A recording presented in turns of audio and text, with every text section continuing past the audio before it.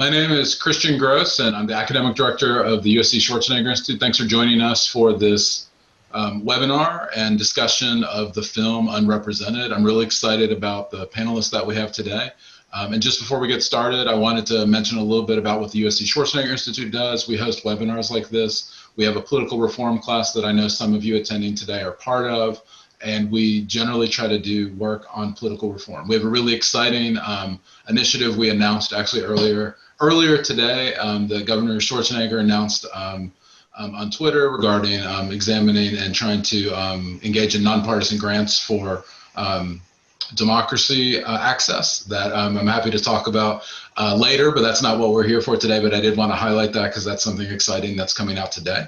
But today we're going to talk about this film, Unrepresented, and we are joined by Daniel Falconer, who is the director of the film. We're also joined by Katherine Gehl, who is the director of the Center for Political Innovation, and Ed Bender, who is the director for the National Institute for Money and Politics. They're going to react to the film, and Daniel's going to talk about the film. They've all done work on political reform from different angles. Daniel's work has been through the cinematic process, and also comes to it as someone who had previously lived in Michigan, and some of that I think comes out in the film.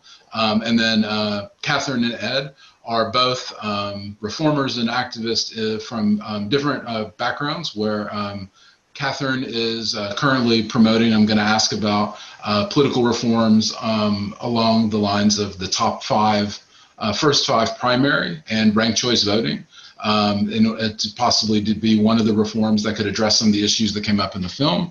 And then Ed's group focuses a lot on campaign finance transparency and money in politics, which also comes up in the film. So I'm looking forward to a robust discussion, and that's enough of the introduction so we can get moving on the webinar. And I hope that everyone who's participating had an opportunity to watch the film beforehand, and you should have been able to receive a link beforehand. But I wanted to ask the first question to Daniel, as the filmmaker and the director, like, what motivated you to make this film? Why did you decide to do this topic? Well, thanks for the introduction. And as you can see from the number of subjects covered in the film, there were a lot of channels that brought us here. But as far as why we thought this rather than something a little more specific, say that just drilled down into one issue, I think it's because as we tried to illustrate with that opening sequence where you have politicians doing a very good job of describing the problem of political dysfunction, or how, they're aware that there's too much money in politics, or that insiders are the ones being served. The more and more that this has become something that resonates with voters, the more they've incorporated it into their messaging. And so it's not just that even that problem is not being diagnosed, it's that it's being co-opted by those who represent the status quo and then swept under the rug, as so many other necessary changes might have been done for decades at a time now. So it was basically just thinking that when we looked at the problems of Detroit with our previous film, we wondered, it's fine if government doesn't have all the answers, but policies that seem to compound the problem and actively get in the way of people's ability to even fix the problem themselves. We just couldn't understand who the advocates, who seem to be in the great minority, like how it is that they were still getting away with the system, and why it was so hard even when you'd see a groundswell of energy around something for that to play out in the policy changes. So we thought a movie that would talk about that was necessary.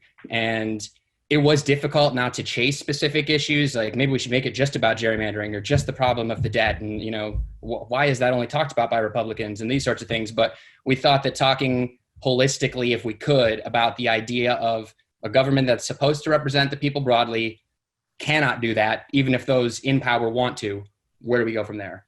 Yeah, the film does raise a lot of points about dysfunction in Congress, dysfunction in Washington, D.C. in particular. And so I wanted to open it up to Katherine and to Ed to get their reactions to some of what came up in the film, right? There's a lot of points, especially about polarization in the film. What problems do you think the film identifies, and how could we address them? Katherine, do you want to take this one first? Yeah, I want to just give a big compliment to the filmmakers, and Daniel, if you'll accept that, for all of you involved. here's what I loved about this film. You did the best job I've seen of bringing forth the role of the unlimited credit card, which is our national debt, in supporting the duplicity of both sides of the duopoly in continuing to have this business as usual and to not solve problems and to, give money, tax breaks, benefits, et cetera, to both sides in order to get some pieces of legislation across the finish line.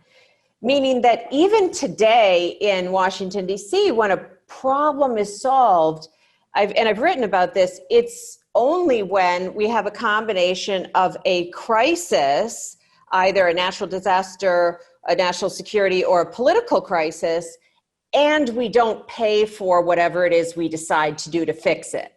And it is the not pay for part where we see this collusion, as in, we're almost to the point where we're going to need to shut the government down, and then we're going to announce that we solved it. But what's behind that is we both agreed to spend more and give each other, what they wanted, which you bring up in the film, and then just not pay for it. And that's so dysfunctional. And I think a lot of the films or exposés of dysfunction in government have missed this key role because they focus on the money that's coming in, and they don't focus as much on sort of this big pot of money that we don't really have, but nonetheless, this big credit card availability in supporting the continued dysfunction. Super important. That's great. Thanks, Ed. What were your thoughts on the film? I would first thank you, Christian, for having me, and Daniel for a great film. I'm always excited when I see someone starting to put the links together.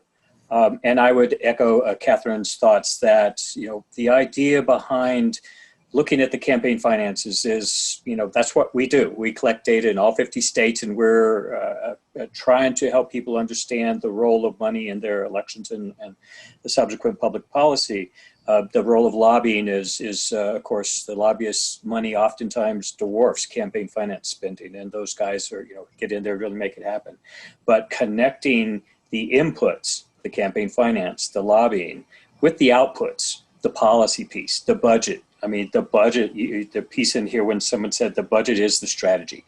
I mean, that's so smart, and it's so on point that everybody's working towards getting to the place where they can have their twist on the budget, which helps move everything along. It's just, that was a very nice way to illustrate the end result of all the influence elements that come in, the elections, campaign finances, the lobbying, getting to a place where it is affecting public policy, which affects people's everyday life. And that's what we strive to do in our work. All right, thanks. Katherine, I want to follow up with you about one of the reforms that you've advocated on, which I think could possibly be something that could address some of the dysfunction that's identified in the film.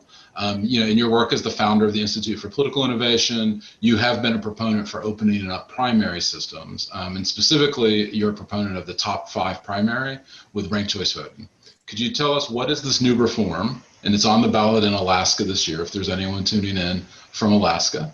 And why do you think it might help solve some of the problems that are raised in Unrepresented?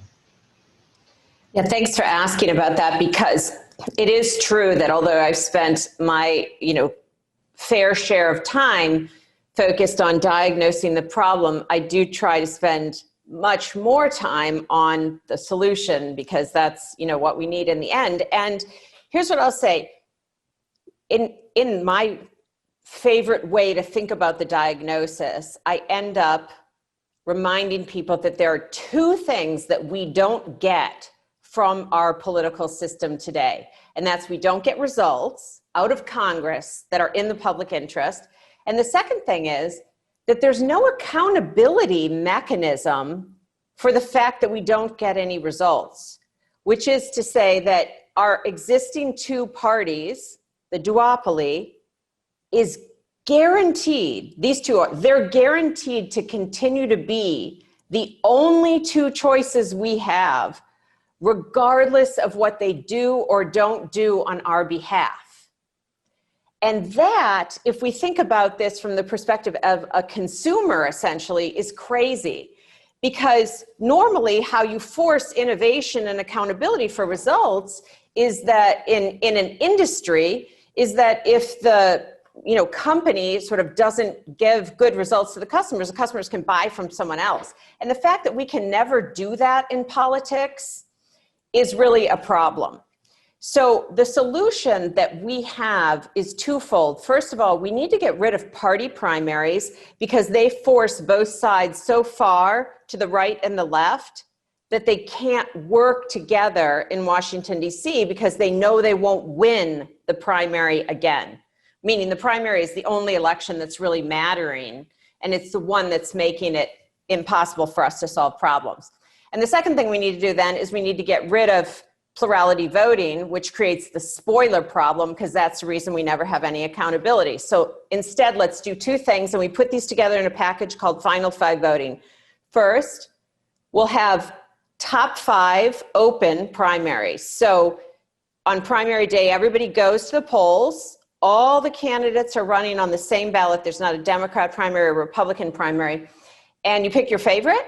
And then after the polls close, count up all the votes, and the top 5 finishers will advance to the general election.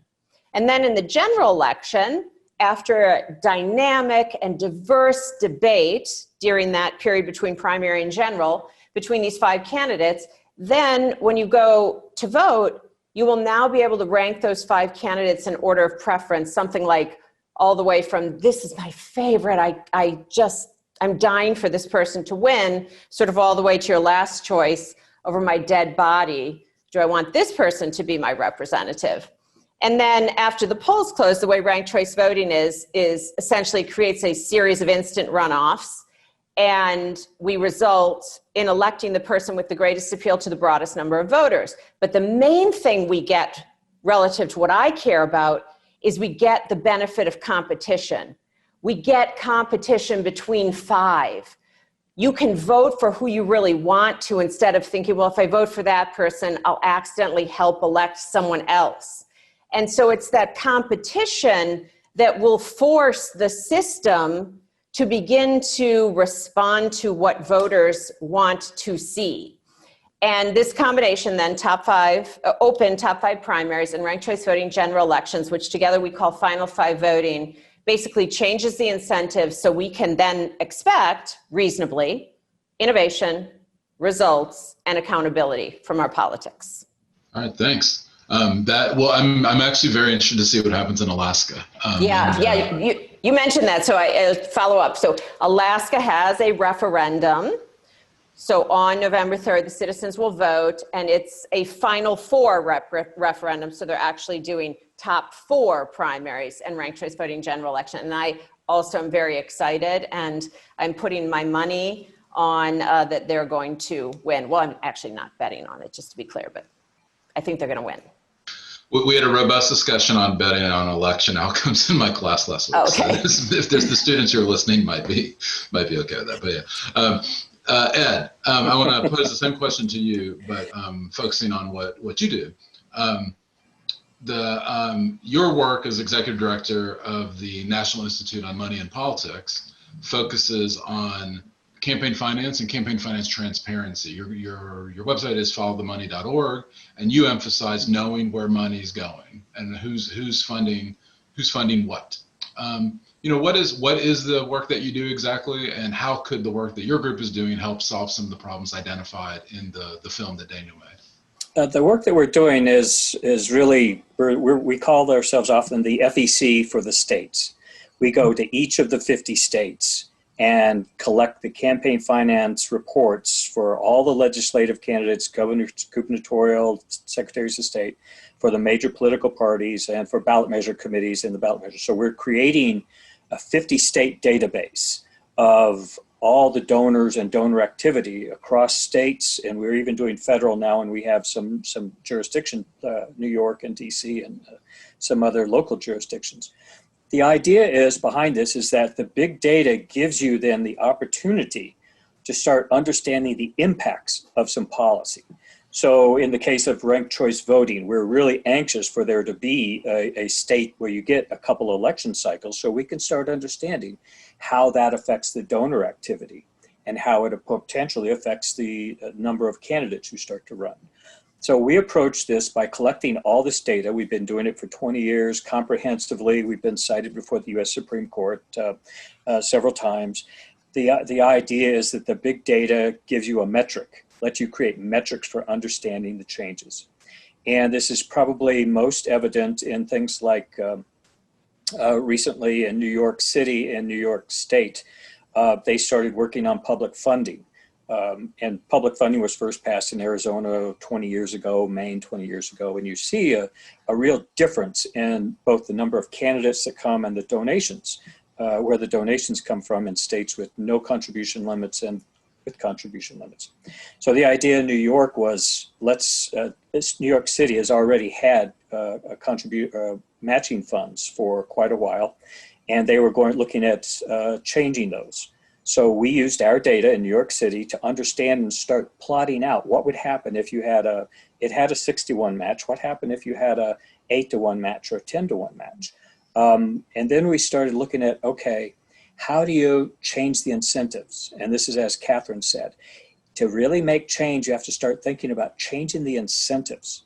So if you have wealthy areas that candidates flock to get donations, they might have a 2-to-1 match. And this is a system that Michael Malbin started looking at and understanding. But how do you give candidates an incentive to go to places that are underrepresented? And instead of having one straight match for the whole area, we looked at creating tiers of matches. So in a place with low participation rates, you might even go as high as like a 12% match. So a $50 contribution would be times 12. So a candidate would have the incentive to go to talk to people for that $50 contribution, and a $50 donor would have an incentive to give it because it would be worth more. So it's not like we're advocating for public funding. The voucher system that was passed in Seattle, we have an opportunity. There's been a lot of analysis there. That's just the best example of how our data, the big data, can be used to start understanding how to shift the incentives. And we correlate that with campaign finance law. So you can see in the states that have no contribution limits, like Texas and Pennsylvania, they have very small donor world that tend to write 5- and 6-figure checks. And the candidates, the competitiveness of election is very small, as opposed to states with low contribution limits. They tend to have more donors participating, and they get more robust candidate participation. And public funding is on one side, and no funding, no contribution limits on the other. And so we're able to use our data, correlate it with campaign finance law, and understand how the different elements affect both the recruitment of candidates and the participation of donors. And we're hoping to build this out into understanding how it affects voter turnout too. We have access to a national voter file. So we're trying to build the steps towards that, changing the incentives to get away from money as central to the people are the most important. Yeah, this is really interesting. And I'm a professor and a researcher in addition to being with the Schwarzenegger Institute. We're interested in institutional reform, primary reform, transparency. I've done some research with Professor Abby Wood at the USC Law School looking at the effect of transparency on congressional election outcomes. Greater transparency allows for voters to have more information. And I've done some research just published in the Journal of Political Institutions and Political Economy on the open primary, not on the top 5 primary, but similarly open primaries are associated with less extreme legislators. So I think there's some evidence that both of the reforms that the two of you are talking about may actually have an impact on changing things. I do want to open it up to the audience soon, and I see some questions coming in. Go ahead and ask them in the Q&A. But Daniel, I wanted to come back to you to specifically talk about the film. what do you hope the film will do to make a difference, right? So the folks joining us today watched the film, students at USC who watched the film prior to the event today. Was your goal to try to raise awareness of the dysfunction in Washington, or is your goal to try to help people come up with solutions, or both? What are you hoping to accomplish with the film? Sure, yeah, thanks for the question. And I think first and foremost, it's to raise awareness, but not necessarily of dysfunction in Washington. I think most of us are pretty innately aware of that, but more like why we see dysfunction and the degree to which those holding the offices, particularly at the leadership level, irrespective of party, as Katherine talks about, really benefit from a status quo that is dysfunctional, at least with respect to delivering the results that a supermajority of constituents might be clamoring for. And so, I mean, there are lots of subtle ways in which the proper function of our government has been hijacked, where a well-intentioned representative or senator goes off and then discovers how much time they're going to need to spend raising money, or where the people's House of Representatives is being used to debate like percentages on credit card swipe fees or something, not because a lot of constituents care about that, but because there are deep-pocketed donors on both sides. And so it's good to raise money, that kind of thing. Like, that's a lot more subtle than any of the issues that they use to get us to show up at their rallies and turn out and vote. And then we don't see a lot of meaningful progress on those issues. And so there's just this real disparity between what gets talked about and actual daily business when it comes to governing. And so that's more like what I wanted to raise attention to, not just how, boy, they talk about healthcare reform and then it never is quite as good as what they sold us on, or that sort of thing, but the daily ways in which there's just this very, very wide gulf between what we might think of as our government and how it actually works. And so raising awareness to that, not just kind of like throw the bums out kind of awareness. I think a lot of us are already fatigued with a lot of what we experience when we go out to vote. So that was really important to us. And what we think a film can do if it achieves that is, of course, just altering conversations a bit. That's all any documentary does, even ones that I think have had far greater reach than I expect for this to. It's just that they sort of shift the conversation a bit. More and more you find yourself bringing up the issues in that when you're talking to your other thoughtful friends or what have you. The people in your class, the students may be focused on reform specifically, but if not, among the politically minded or those who know they want to spend a lifetime being engaged, you might not find reform if somebody doesn't bring it to your door. You're too busy connecting with the issue that feels more immediate, whether it's, incarceration rates or climate or whatever it might be, to think about how you're not going to get meaningful action on that unless your government is responsive at all and actually functions. So the main hope was bringing awareness to that specific part of it, if I've answered the question. Yeah, definitely. And I mean, I think documentaries are powerful, your documentary in particular, and then in general for raising awareness. I'm surprised how frequently people come to me and say, hey, can you tell me more about this reform, this thing that they saw in a documentary, right? Sure. And so I think the documentaries can be really powerful. And related to that, we have one question from an attendee who's asked, and Daniel, I think you'll be able to address this one the best. When will the documentary be publicly available beyond just those of us who were able to screen it today?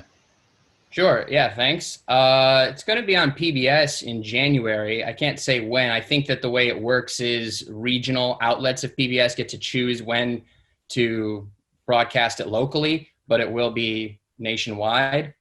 So you can tell your friends in whatever municipality to look out for when their PBS will be running it somewhere around January. And you can follow us. We are Unrepresented on the social media to stay in touch with, we'll be sure to make sure that people know when it's about to screen. And there are little events like this, small and large, I don't think of this as particularly little, but small and large, there are events where we can screen it and that way kind of anchor the film in whatever your particular reform discussion might be, rather than just tell your friends, hey, you should watch this. And then maybe eventually they give you some feedback about it, but build a little bit of an energized event around it. So these screenings are part of it.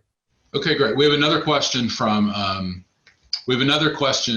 Adam that says, while watching the film, the critique of the endless campaign was clear. However, in my work for 2 campaigns in New York this November, I'm seeing that the money donated to our campaigns going to campaign outreach and talking to voters. For example, our main priority is phone calls and knocking on doors to engage in thoughtful persuasion on the current issues that the voters care about.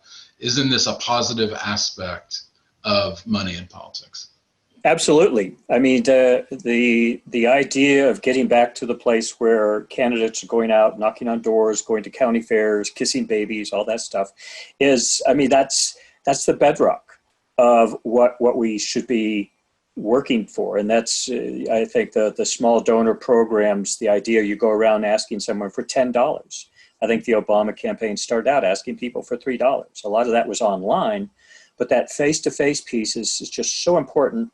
And it really, one piece of research that I think it really exemplifies that is some analysis we've done of candidates who are self-funded. I mean, people who are rich, and candidates often write themselves, $2, $3, $5, $10,000 checks to get the campaign going. But the candidates who write the $1 million checks, and that's all they do, and they buy advertising, their win rate is incredibly small because they don't go out and create a base. They don't create the layers of people you need to both get your message out, but also to engage on the issues you don't know about. And it's that piece that is, I think, so important and is missing right now. And I think that the kinds of things like the voucher program in Seattle and the public funding discussions that are going on are just really important for, again, changing the incentives in the system so that connecting candidates and people is, you give them the incentive to connect. And that's really important. I just want to touch on the part of it in terms of the film's critique of it. It's definitely not the connection between candidates or legislators and their constituents that we see a problem with. What we see as problematic with the perpetual campaign is more that, in other countries, they might limit it to just a certain period of time during which you can actually raise money or make those phone calls to solicit money. And you can have as many town halls outside of, say, that 6-week or 6-month period as you like, but there's only a certain part of time where it's transactional. That might be an improvement to the system we have. And additionally, just from a legislative standpoint, it's like, okay, you just showed up in Congress 2 weeks ago. Already you're unwilling to take a vote on something, or leadership doesn't want you to take a vote on something because there's an election coming up again in just 2 short years. That's more what we mean by perpetual campaign. You can't ever take votes on things that might be contentious or run the risk of alienating any meaningful percentage of your constituents because there's a vote coming up again soon. So it's better that we just ignore the real issues where we might be held to account. We have a question from Nicole that I think is appropriate for Katherine, but also Daniel, I'd be interested in your take on it too. How exactly could the U.S. implement ranked choice voting, or how could the U.S. implement the final 5 and ranked choice voting? Though it seems like a step in the right direction, do you believe it is truly feasible? Yeah, great. I am thrilled to talk about that. I was so happy when I, did the work that I'm involved in now to discover that the political innovation that I believe is the most important first priority, which is to implement Final 5 voting, is actually, in the scheme of things that need to be changed, one of the easiest. Now, that doesn't mean it's actually easy. It's just a lot easier, in my estimation, than needing to get a constitutional amendment or needing Congress to take action. So here's how it can work. Article 1 of the Constitution gives to each state all of the power to make rules about how they run their elections, including how they run elections for federal office, so for the Senate and Congress. And what that means is that each state can change these rules individually. There's 2 options. Any state can change the rules and implement Final 5 voting by having their legislature pass a bill and their governor signing it. And then in half the states, you can use a ballot initiative or a referendum, or like in California, proposition.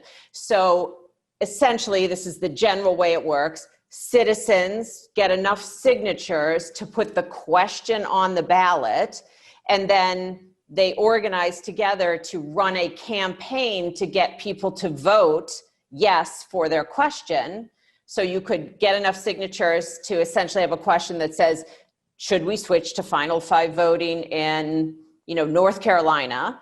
And then on election day, people in North Carolina will vote not just on the candidates on the ballot, but they will also have an opportunity to vote yes or no as to whether they want final five voting. And then if it wins, then that's how it's implemented in that state. So what's really powerful about final five voting is that, again, you don't need a constitutional amendment. You don't need Congress to do anything. You don't even need, in those ballot initiative states, any politician to be for it at all. You can pass it because that's what the people want. Actually, I believe that we will see these changes made in legislative states as well to change the way that Congress works, because if there's one thing that people across the spectrum agree on in this country right now, I would say it's that Congress is broken. So people don't agree whether the presidency is broken or whether the president is the right one. They don't agree on who should win in November. And they don't agree on whether their state legislature is doing a great job or whether their governor is doing a great job. But everybody thinks Congress is broken.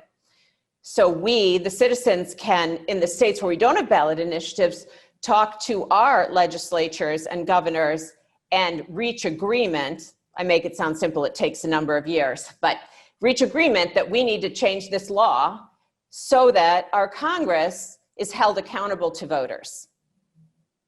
And by the way, I'll say one other thing. You know how you also get it changed? It's because, as you can see from Daniel's film, the jobs in Congress are not that great if you're not leadership. So this bill, you know, final five voting, I always say we're not getting rid of any jobs, right? We're going to have the same number of jobs. So all the existing elected officials could theoretically win under these rules as well. It's just that now when they've won, they can do what needs doing. They can do what people want done for the country. They have freedom instead of this requirement of sort of lockstep allegiance to one of the two sides of the duopoly. So it's actually a very good advancement for everybody except self-interested special interests and powerful party leadership. Yeah, Daniel, what is your takeaway on ranked choice voting or the final five, primary and ranked choice voting? Yeah, I'm not sure that I have much to add to that as far as how to implement. That sounds like a very wise strategy. And I think as far as the legislative states that don't have voter initiative or referendum mechanisms, that apart from being able to maybe make the pitch to the legislators themselves over many years, that also if you see a lot of other states beginning to adopt the measures over time, there will be a credibility problem, hopefully. And so it is good to just focus on those states where you can get it through. But meanwhile, my take on it is that it makes a lot of sense. I'm very interested in the studies that'll be coming forth from Ed and his colleagues as far as when it plays out in states like Maine and Alaska. But I hope that Michigan can get with the program soon, and the California will follow suit, and everyone else. It's just very hard for me to imagine voters being dissatisfied with the process. And I think that a lot of us who've grown up under winner-take-all electoral college laws would be just thrilled to have something that seemed a little more responsive to us, or where the spoiler argument about some third-party candidate who seems to really be speaking our language just goes away, and we can vote with a clear conscience and then still feel like we've done our duty within the duopoly system by putting second whoever it is we view as the lesser of the evils. And yeah, it's really hard to anticipate voters having a lot of complaints about it. But if they do, then I guess we'll see that and we can work on it from there. But I'm excited about it. Yeah, Ed, you had your hand up? Yeah, I mean, one thing that you can do when you have big data, like we have in the historic view, is start to understand the impact on your power structure. And one thing that actually helped sell some public funding in New York was showing the leaders that they actually wouldn't be dramatically affected by the public funding mechanism, that they could use it as well as everybody else. And I think with ranked choice voting, you're opening the door, but the incentive for those top candidates who are incumbents is to go out and work a little bit harder, because they do have that competition coming up. But you can also show that, this isn't going to just put you out the door. You still have a life. It just changes how you have to do business. Yeah, just thinking about the question, I know I'm the moderator, so I'm not going to say too much, but I can't help but think, I know a few of my students are on the webinar right now, and we just had an assignment where they had to come up with a policy reform of their choice and then tell us how they could get it implemented in one state. So some of the folks listening know that it is actually pretty challenging in some states and easier in other states, depending on everything that we're talking about, the ballot proposition process, the legislative process, and so on. So it's really cool to hear Christian, that. can I comment on that for a moment? Yeah, sure. I think something that we miss is assuming that we would need to make this change in almost all 50 states, or a large number of them, to begin to see Washington, D.C. function differently. And I want to just say to the people on the webinar, let's think about this for a moment. If we implemented final five voting and those incentives, which makes votes more important than money, which gets rid of the eye of the needle that is the partisan primary, that makes sure you know you're going to have competition if you don't solve problems, that gives you freedom from your party leadership and makes you accountable to general election voters, all those benefits. If we did that in 5 states, you'd have 10 senators out of the 100, which is not so many, except that even if half of them are Democrat and half are Republican, you're essentially, you know how the Senate's so evenly divided, you have these 10 people who have enough of a different incentive in who they're answering to in their states that they have more freedom to problem solve or to not just come down always lockstep on the side of their party. So it begins to break up this duopoly that's way over here and way over here. And then in those same states, you know, depending on what states, 5 states times however many representatives, you could have 50. If one of them was California, you know, you'd have over 100 legislators in the House who are answering to different incentives. So we get to see a small breakthrough, basically a sort of a break in the dam or something. I'm trying to think of the right metaphor of in Washington, D.C., in the current partisan gridlock because of this, even though people still have their ideologies, because what we're not asking people to do with this is no longer believe in anything or to be some squishy middle. We don't believe in I don't believe in just a squishy middle and splitting the difference and everything. I believe in having people be passionate about the country and about their ideas and still able to come together to agree on something that can move us forward. Yeah, no, I think that point is really important. I mean, especially if you think about U.S. House reps, right? I mean, California, Washington, Louisiana, 3 states that have nonpartisan top 2 primary. That's almost 20% of the U.S. House, right? And that was passed by voters in California and Washington only within the last 20 years. You change other systems, redistricting commissions in California a decade ago, and Arizona before that, but now coming online in Michigan and a bunch of other states. It's going to be a large proportion of the U.S. Congress is going to be elected under redistricting commissions starting in 2022. And so it does take a while, but I love the idea of states as policy experiments to try all of these different reforms and then sort of see what happens. And the idea of just, yes, it's not just one state.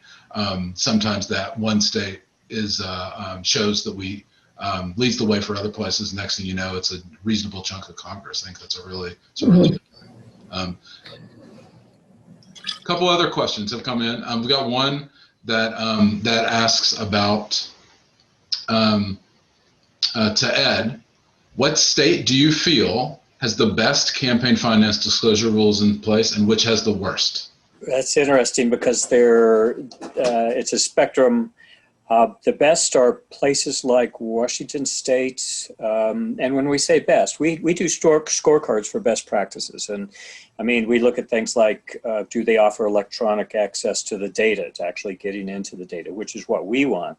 But do they actually put it in a context that, so it's not just numbers, that you're actually understanding something. Connecticut has done some really good work around what's called the user experience, showing a website, but actually showing some interesting analysis of the data. I guess on the poor side, there would be states that aren't offering electronic data. There are 5 of them. There are states, it's really hard to pin it down to one. Like Florida is an example for independent spending. They disclose independent spending, which only half the states do, but they don't disclose targets. So the data is basically worthless.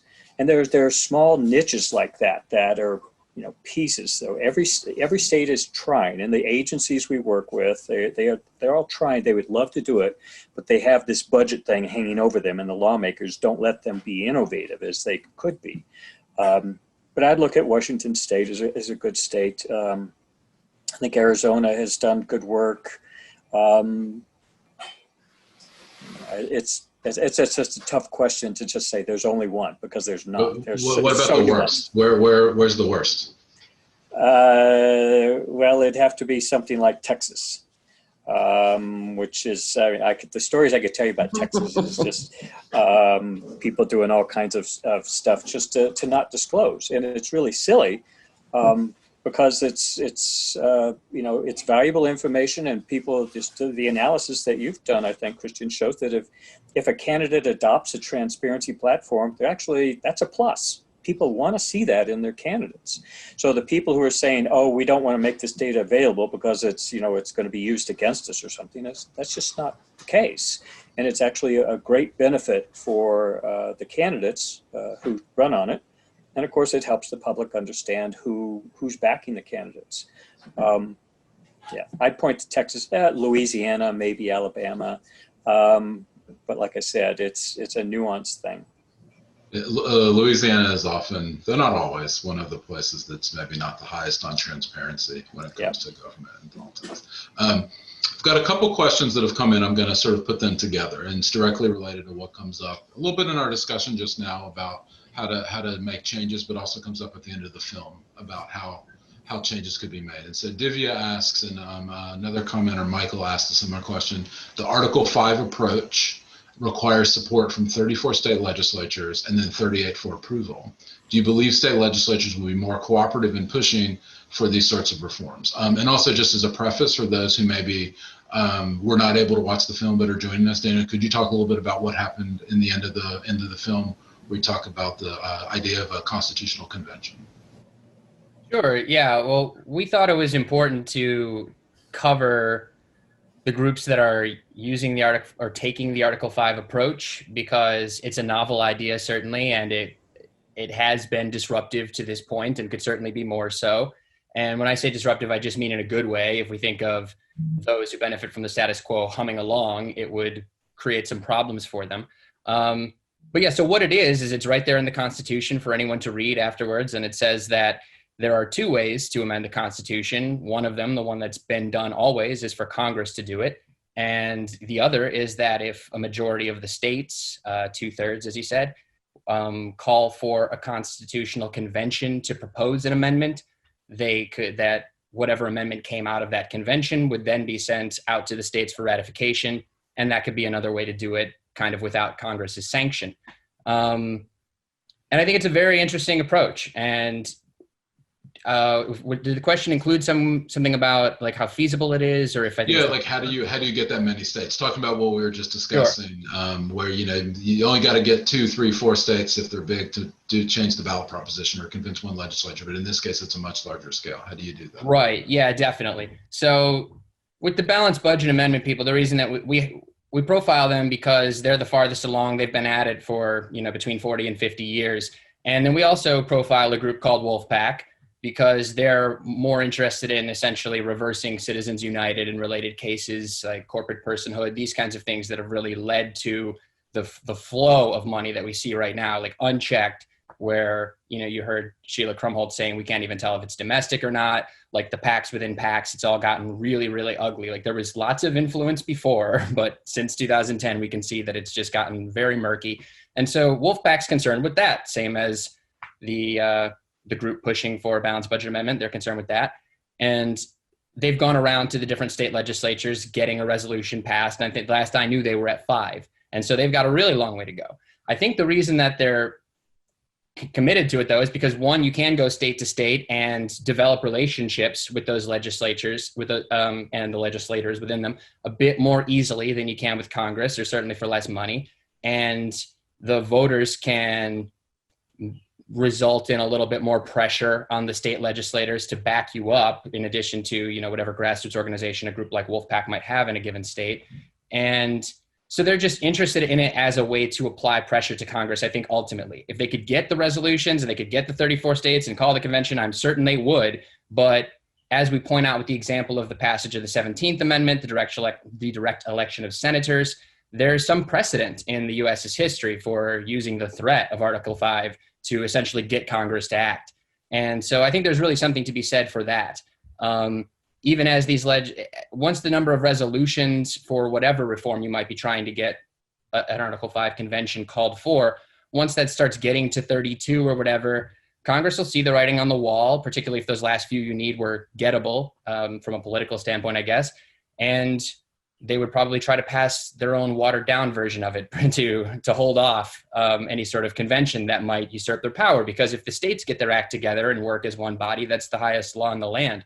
So I'll close the response by saying that we the filmmakers do not take amending the Constitution lightly.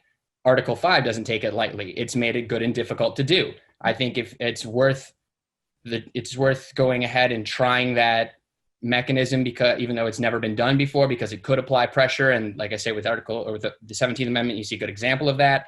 And we wanted to highlight the Balanced Budget Amendment one, because while the language would need to be very carefully crafted for any such amendment, we feel that if they happen to ever get close enough or get to that 34, we wanted to debunk as many of the myths around the Article 5 method as we could and say that we're not afraid of that. And same as you've got Bill Fruth at the end, who's very much spent his career as an operative with the Republican Party. He's happy to take on the challenge of campaign finance with his brothers and sisters on the left. I think if they get close enough to some kind of meaningful progress on that one, we should embrace it. So that's why we put it in there, more so than because we think it's the reform mechanism that's going to make big change for us next year. Yeah, great. So we've got about 10 minutes left and a lot of questions. I'm going to try to get through as many as possible, but we're going to probably have to leave a few on the table. There is a couple questions will come in about campaign finance, and so I'll direct this to you, Ed. Emma writes, I'm very interested in the democracy voucher program. Do you worry that the process of implementing this program might allow for special interest to gain even more control during the period in which the democracy vouchers would be implemented? And how could you combat that or make sure that's not a problem? I'm not sure. And so the democracy voucher program, I mean, is basically vouchers are sent to citizens, and everything we've shown, research shows that the main piece of making a successful program is education. And if you look at like public funding, it's, you know, you can do the matching, you can implement at different levels, but if you can increase the number of participants, you can make a change. But the biggest piece, the biggest change in a public funding mechanism is educating people about what it is. So I think the main thing, and Seattle has done a pretty good job of educating, and when you get people participating, they develop ownership of something. So if someone tries to co-opt it, it's going to come up pretty quick that, oh, someone's trying to game the system. But the way the system is set up in Seattle, I'm trying to figure out how someone might do that because it is a very well designed, well played out. And as long as people are paying attention and trying to use it, and there are the interest groups out there that are trying to push it, I see it would be pretty hard to co-opt. Yeah, and I see this is, oh, go ahead, Katherine. You know, I want to just bring up a topic here, but this whole legitimate concern about unintended consequences of well-meaning reforms, innovations, efforts.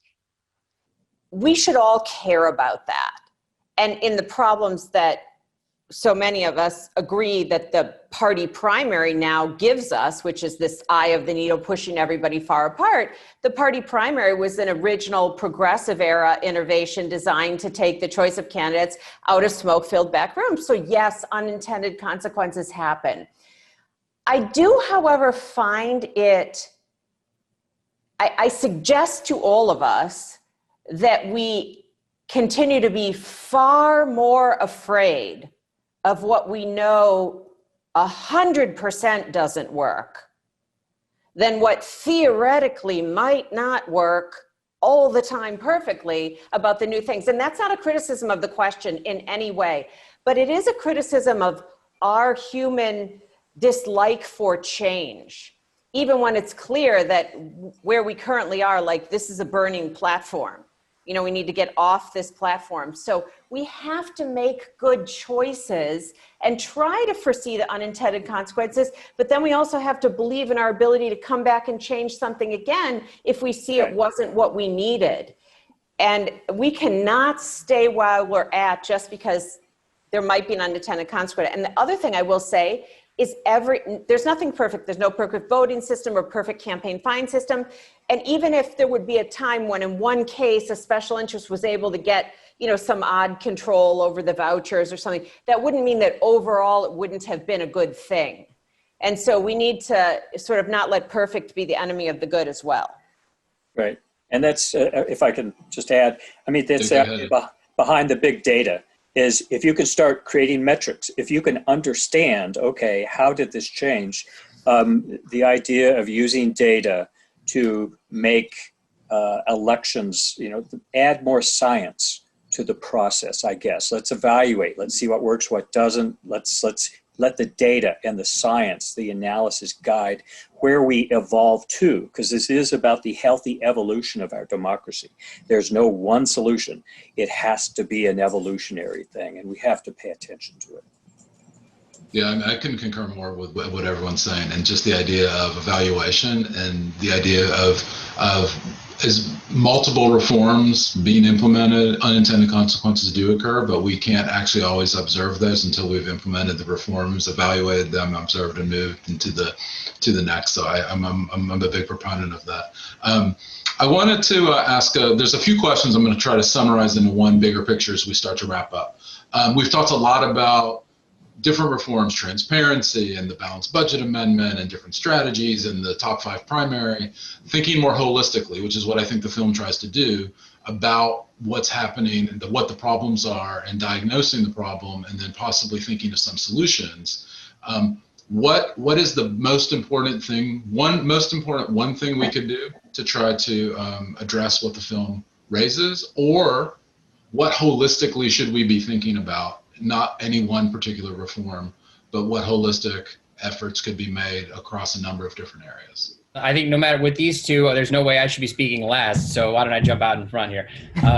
I think as far as from holistically, I do think that competition is a really good thing to focus on. You know, Katherine and Professor Porter talk about it really well, but it makes sense. There really isn't anywhere else where we would settle for the absence of it or no consequence for failure, because under no circumstances am I going to vote for the other option because, you know, I see that as evil or something. And so there just is no consequence when the one that I guess I begrudgingly align myself with lets me down. And so I think that you would see the function of government necessarily improve were there to be an increase in competition. But apart from that, as far as what I personally think we can each do without dedicating our lives to it, I really do think it's to, as I said in other panels I've been on, I now steer every political conversation I have here. Like, I mean, I'll certainly talk about things I feel strongly about, whether they're climate or prison reform or you name it, but I really do I always make sure that that person I'm discussing the subject with understands that what motivates me most now is the genuine belief that I'm not going to be able to see much change along the lines of those issues in my lifetime unless I get a government that functions as it was designed to. And so that really is where I start. You know, I try to make sure that the political conversations, and I'll also find myself agreeing with people I feel very differently about when I take the conversation there, and that's just a good feeling. So that's the thing I try to do, and I'll pass it off now. Katherine, Ed, in the remaining 2 minutes, what's the one big holistic thing we should do? Thank you, Daniel, for putting a pitch in for competition, and that's what we believe in. We need competition to serve citizens, and therefore, I think the most important thing we can do is Final Five voting.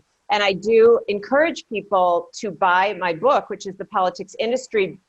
And by the way, that's not so I can make money. All the money goes back into supporting Final Five voting, all the authors, royalties, because it explains why competition is the most likely to push us where we need to go.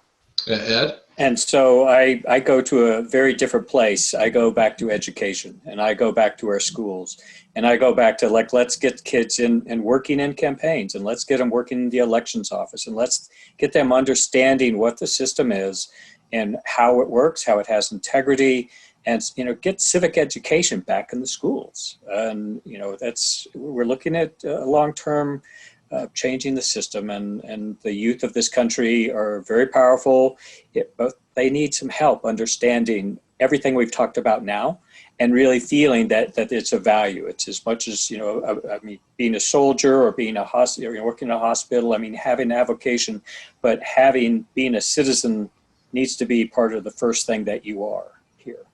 You're here.